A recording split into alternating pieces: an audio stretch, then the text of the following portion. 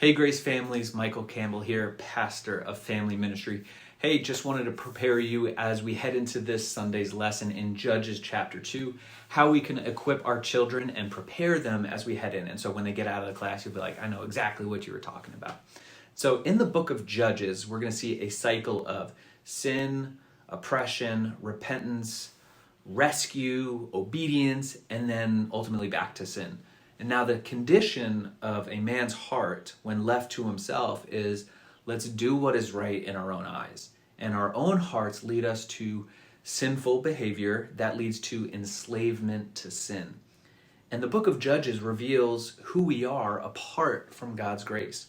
It also uncovers what God is like. He is rich in love and quick to restore those who turn to him.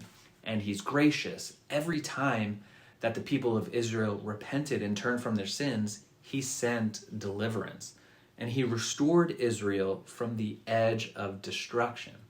God also revealed himself as able to save no matter how difficult or deep in captivity they were. In fact, we even see his mercy clearly when he sent the judge Samson when the people didn't even ask for deliverance. Now, in these warrior deliverer stories, God shows us that he is what the people really needed. Not a king, not just any king, the perfect king who would rule his people with perfect justice and mercy. That's God himself.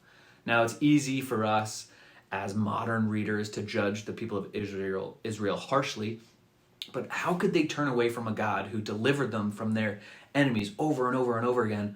And how easy is it for us, parents and guardians, to be tempted away from the love of God and love created things more than we love the true creator.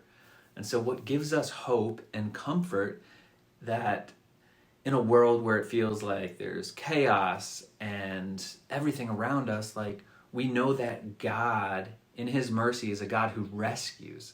He didn't send a flawed warrior to deliver us from the effects of sin temporarily. He sent his only son to defeat sin and death and restore that relationship that sinners could never fix on their own.